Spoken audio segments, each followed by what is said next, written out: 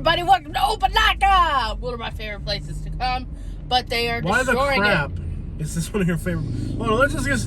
You're already on the wrong foot. Why the crap is Opa Locka one of your favorite places? How the crap may be a better way to phrase that question. Well, the flea market's always fun. Bless your heart. Why the crap would Opa Locka be one of your favorite places to come? This is like a commercial hood of sorts. Yeah, I like it. They're trying to turn this into Starbucks and condos, which, don't get me wrong, I like, but to destroy the cultural influence that Opa Locka has on the world. Yeah. Okay. That is a crime.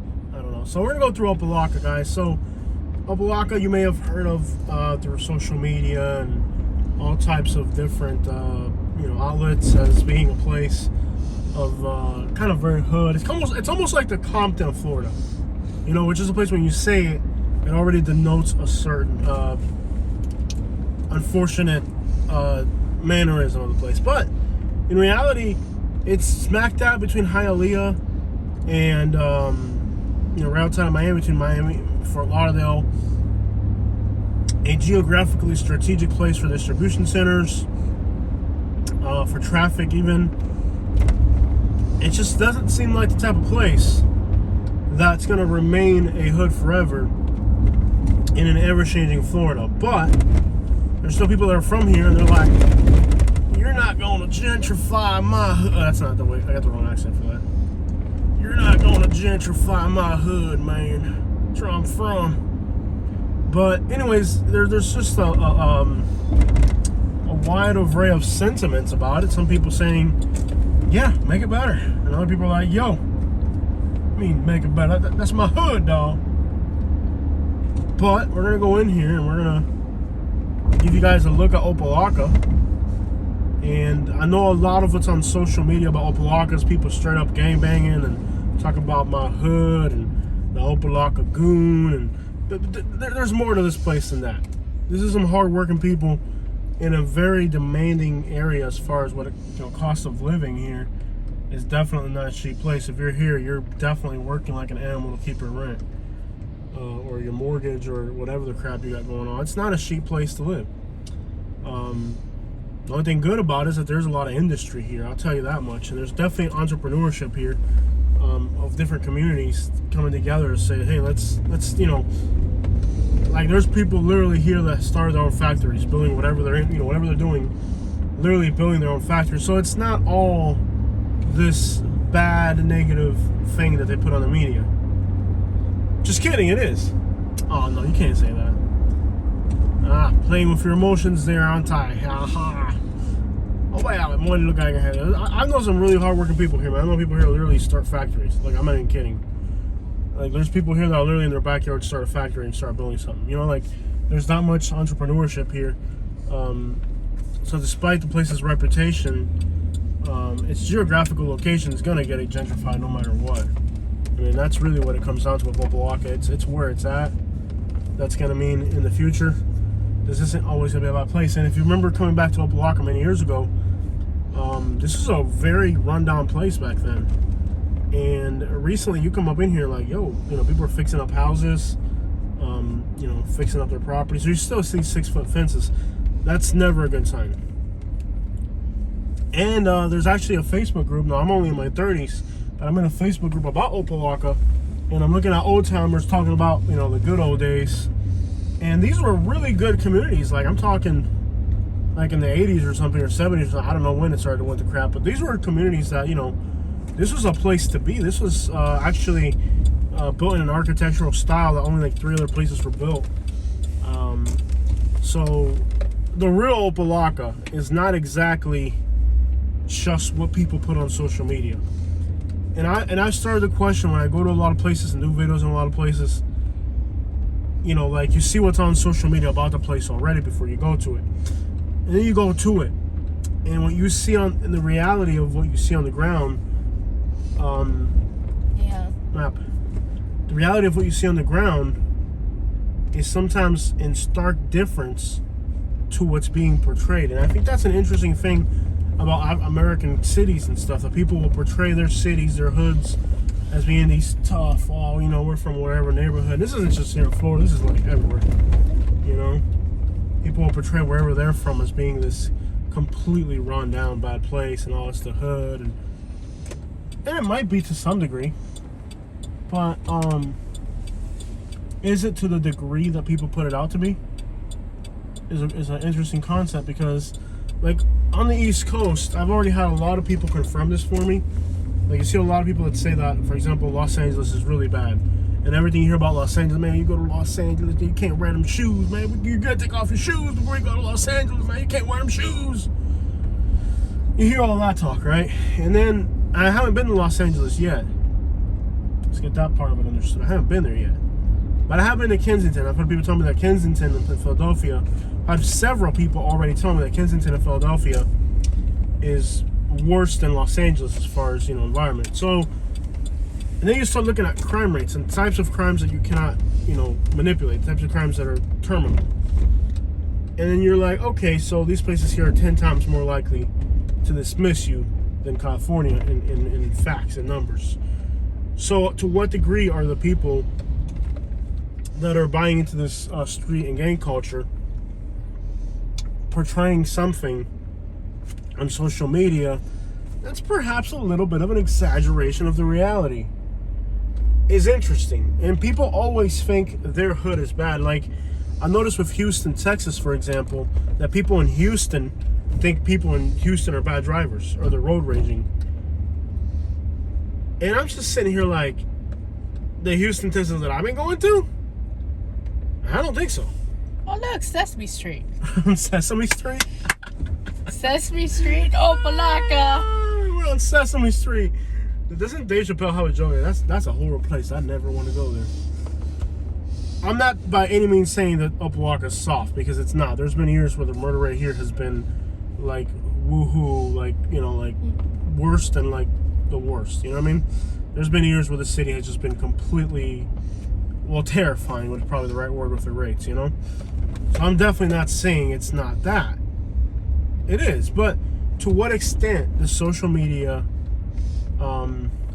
exaggerate the reality of some of these places? Because, well, the case of, I'm definitely not saying Los Angeles is soft, but everything you hear about Los Angeles is gang and this and gang that, and you can't wear those shoes, you can't do that, and you can't do that. When you go on paper, like I just recently did and this was a lot of research. This was like an entire day in front of a computer. Actually, probably more than an entire day. I mean, an entire day, I mean like 14 hours is what I call an entire day. See this little bike. That's so cool. You'll see a lot of people riding bikes through here, even though it's an urban setting. You see people on ATVs, four-wheelers, all that, motorcycles. The ones that aren't street legal. What the crap happened to the top of that van? Dang old relic right there. They look like, whoever did that to that van needs to repent, man. That thing is just... They are making it efficiency. They're making efficiency out of a van. Whoever did that to that van, you need to repent. That's just wrong. Mm-hmm. That's just, you don't do that. Well, you go, man. I know I don't have to stop something. You go. But just wondering, because like people always think that their hood's the baddest and whatever they're from is the worst, and you end up in this situation where as you start to travel and see things, you're like, well, is it really? Is it really?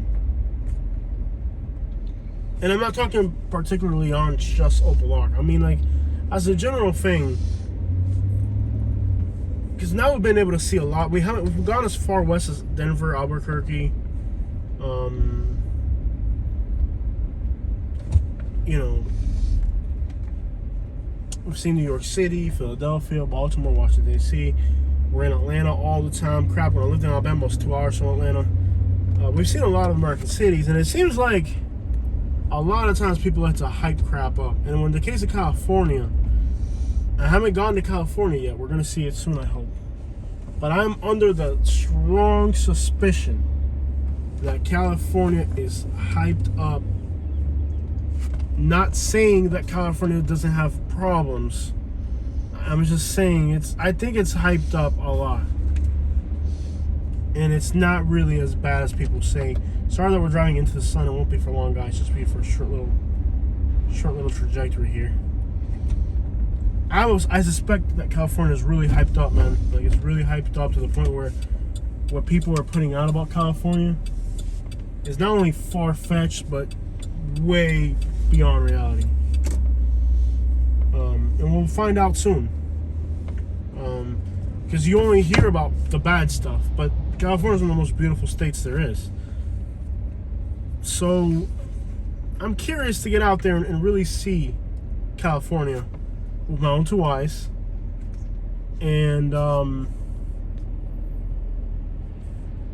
we'll find out if it's really as bad as people say. Because a lot of times people like to hype places up. Like before I went to New York. If I told you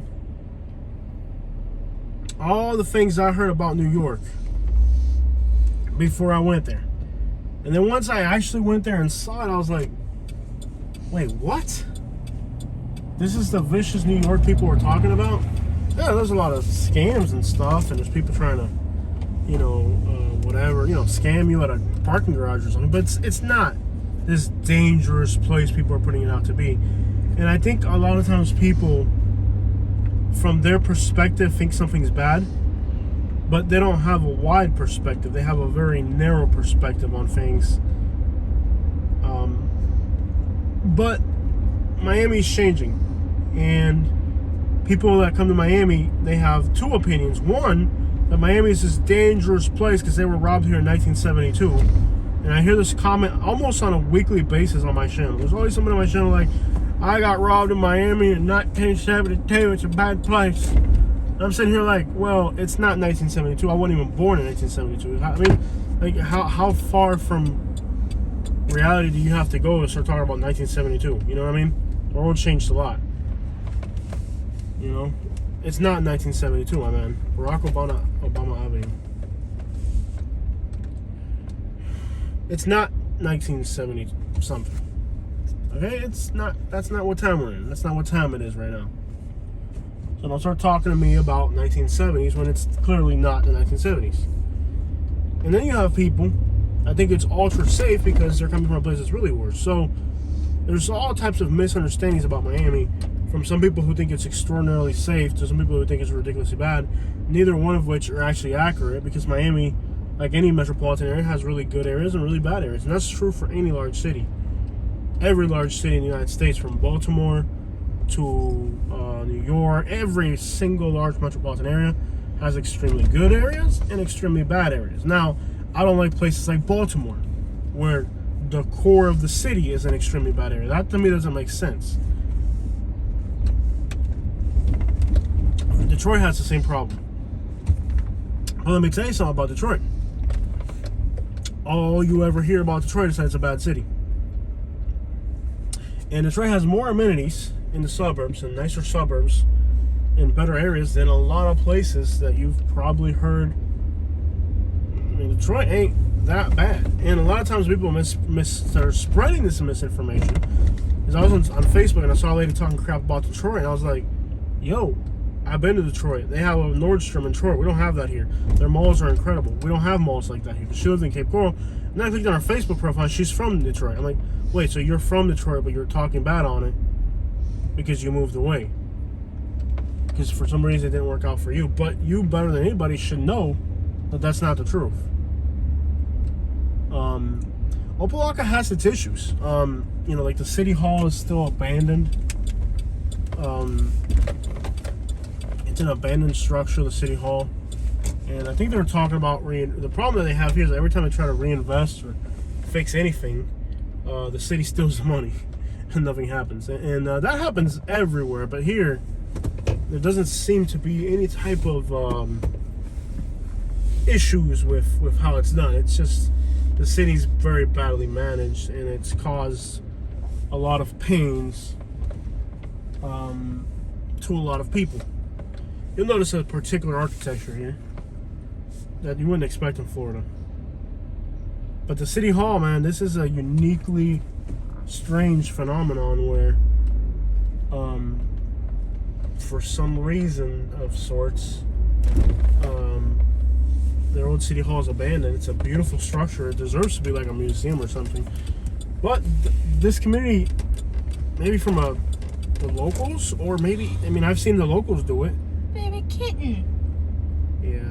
Could be the locals, or it could also be the kind of like the general consensus, unfortunately, of the community is that they don't have respect for it. So when the people that are from here don't have any respect for their own city's heritage, it's hard for the city hall not to be a freaking graffitied out dump, you know?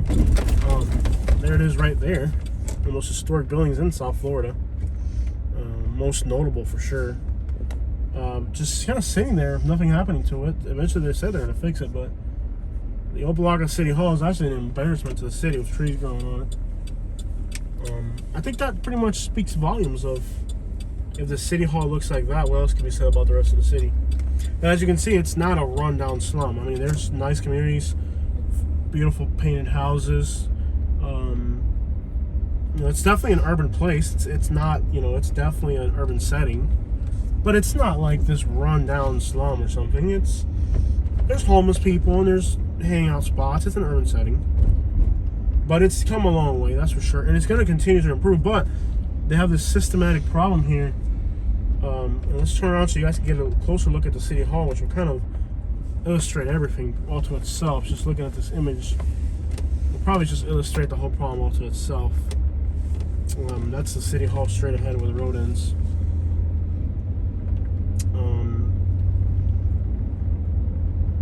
It's an interesting place, architecturally for sure. And being in the middle of Miami, Hialeah, Hollywood, Fort Lauderdale, it's not going to be like this forever. You hear the ATVs flying or helicopter? There it is. Opa Locka City Hall. And it's a gorgeous building. It needs to be restored. Right, but like we talked last time there's actually a sign here that really ticked me off. I don't know if they took it down, but they used to have a sign. The city of Opa Locka, for example, bans sagging your pants. And they would actually fine you for sagging your pants. I don't think, if your city hall is an abandoned building, you have the right to tell somebody how they should wear their pants. You have much more important things to focus on. But that just gives you an idea of when there's pettiness involved in a place. If I remember right, it's these signs here. Is this right here? That might be the sign. Let's see if that's a pull your pants up signs. I don't know if they got rid of it. Yeah, is that it? I don't know. There's a sign there. I don't know what it says. It might just say driving the wrong way. Yeah. But they had these signs. I don't know if the Opa Locka still has them. They used to have these signs everywhere that say, pull them up or get a ticket or something. But which is kind of like, it's got a picture of two black guys with their pants sagging, which is kind of like, one, it's almost borderline culturally offensive. It is offensive. And definitely would make certain people feel uncomfortable that they're being portrayed like that. It's not even, I don't even know how to put it. It's just wrong, basically. That's just the only way to put it, that it's wrong. In more than one way, probably. Yeah. It looks like they took them down and put "Don't Loiter" signs. Let's see what they say. Is that it right here? Yeah. But it just goes to show how petty and your city hall's falling to crap, but you're worried about people sagging their pants. Like, really? Is that really what's going on here? I'm not going to tell you I want to see somebody's pants sagging. And this is the historic district we're in right now. I'm not going to tell you I want to see somebody's pants sagging, but what right does the city have to make a regulation about that? It's odd. It's a very odd place that. Let me hear your thoughts in the pants about it. How about that? Let me see you guys get in there and talk about it. But is it a barbecue place? Looks like Jamaican.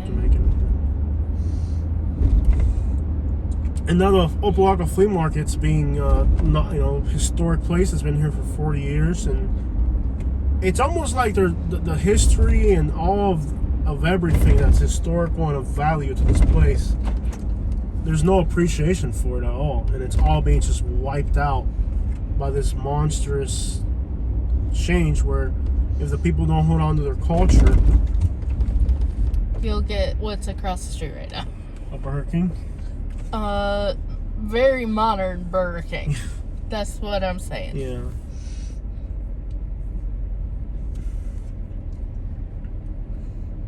No, at some point the community has to have, and it's not like they're alien to the concept that eventually the vast majority of the culture here and of everything is being eliminated, and that the people that are from here have to say, okay, these buildings are historic. No, you can't get rid of this. But when there's politicians that are just out for themselves, not that this channel gets into politics, but it's one of the complexities of the socioeconomic problems that this place has, that you really have to understand. As soon as I just parked on the road. That's why I like having this channel. It's a collection of videos That will, in the future, yes. Yeah, like people can show their grandkids, hey, this is what this city looked like when I was a kid, or well, the right floor is changing. This is, you're gonna be showing it to yourself, like what the crap happened here. But it's not like Florida is alien to the idea that things are changing rapidly, that communities are being changed. But there really isn't, I think in the case of Opa Locka, too much of an interest or care, about it. There isn't too much of a, might be a little bit rougher back in here. I don't know, man, there isn't too much of an effort to change it or interest of Villa entrance. This looks pretty hard back here. This might be one of the more rougher spots. I don't know. Look at the architecture. Interesting concept, like how much does Opa Locka really care? The people that are from here actually care about their city turning into practically a suburb of Miami in a real sense that's going to lose its identity completely. Interesting architecture in here.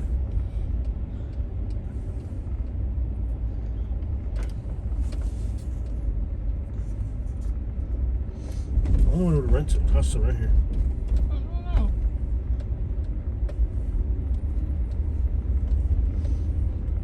I guess one question would be, does Opa Locka care? And if they care, then how much? Are they aware?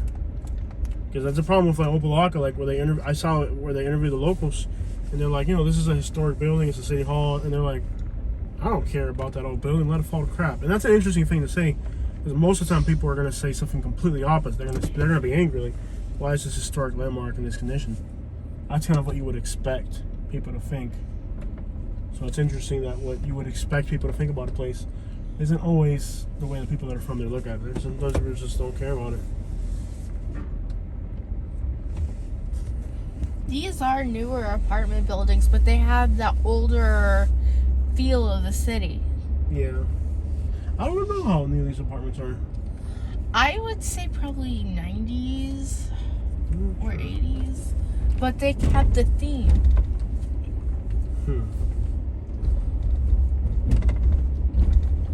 The tiles and stuff.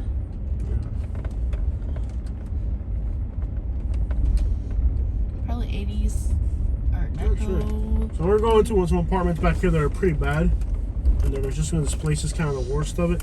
Now, I think Opa Locka still, it's come a long way for the better, and a lot of people are going to tell you that right off the bat, that for the better. It's definitely changed for the better a lot, a whole lot for the better. But there's still a long way to go.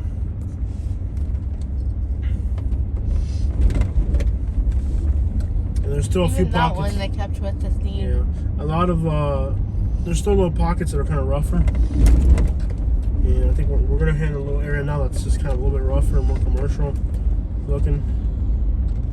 It was way worse in the past, I think, but they've cleaned up. Opa Locka's changed.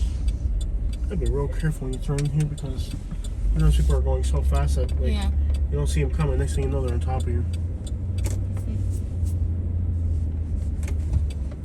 Yeah, be real careful out here. This is a little bit tougher of a neighborhood back in here. I can see crap with the sun in my face.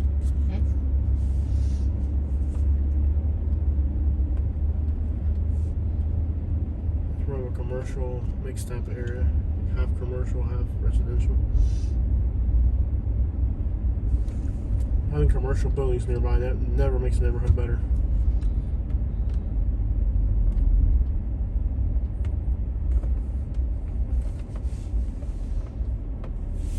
What's like Northwest Miami? Remember we used to spend time in Northwest Miami? Yeah. And it was downright terrifying, like around Little River and all that. Yeah. Now you go back and you're like, oh, what happened here? Like it's not bad anymore. Like a lot of stuff in that area. Now back then you were like, wow, these were like really. Like, remember I took you back to Little River, and I was like, oh baby, this is gonna be really hood. Watch this. And when we went there, it's like, Yeah. what happened? Mm-hmm. Gentrification happened, or Yep. not even gentrification. I think it's just economical.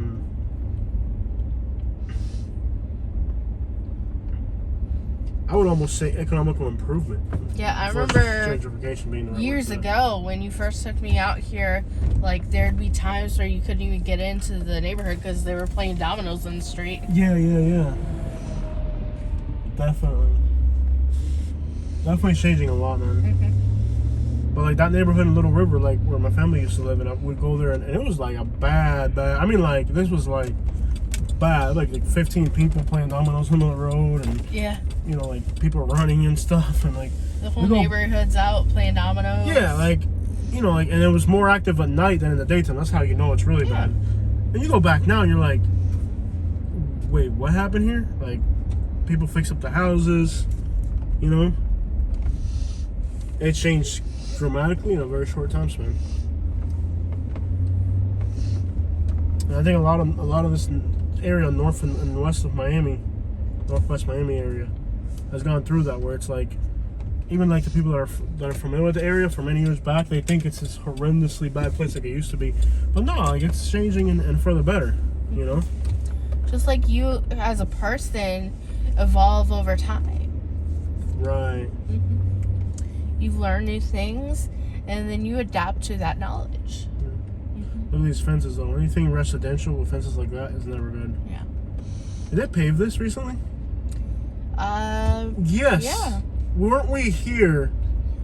This was where we got stuck at night, and like, remember we got stuck at night, Yeah. and it was like we couldn't even drive through it. Remember that? Yeah. Wait, that's further ahead. No, this is it. This is where we came in at night. Look, it's freshly paved. Remember we came in at night and like the road was like all bouncy, and there was like a tow truck that was all kind of like weird. Mm-hmm. I love there was a dude installing a fender over there on a car, and he's not wearing a shirt. They paved it, and this happened. We were here 3 months ago to doing that video. So 3 or 4 months ago we were here, and this road wasn't paved. This was a complete. Well, this part. This part's still, they didn't pave that part, but that's what it was like. See that right there? Mm-hmm. Like you see Mercedes-Benz creeping through there. Yeah. You know, like that's what it was 3 months ago. Mm-hmm. The whole thing was that. And now they paved that one. Mm-hmm. Let's see if they paved the other one. But this is what this whole thing was like, and they just paved it. So over time, there's been a lot of improvements to the area. You know, and it's gonna change. It's already expensive. Mm-hmm. But eventually, this is gonna be an expensive place to live. Believe it or not. It's crazy, but it's the truth. We'll go to Miami, Northwest Miami. Let's go to Miami. Sure. We've never done like this time of day video in Miami. We always go to Miami by the time it's late. We're heading east now. Are we driving over a curb? We sure are, aren't we? Yeah. Alright, Northwest Miami. Now we're heading south. Okay, so we can go into Hialeah in the daytime. How about one of those little short Hialeah over here? Yeah, I love Hialeah. I love Hialeah, and I know the Hialeah videos aren't always the most popular. But we love going We like there. it. We like it. It was just where we make the video for us, not for them. Mm-hmm. I like going to Hialeah, but they don't for some reason. They're anti-Hialeah. You got a problem with Hialeah, right? Mm-hmm. Well, there is the real streets of Opa Locka. Definitely changing. You know, look at all this. You know, they're putting a lot of warehouses here and distribution centers and all that. That's all going to change the landscape of this place. And it's good for the people to have employment nearby. But affordable housing is going to continue to be a problem for this area. There's Amazon right there. All right, guys.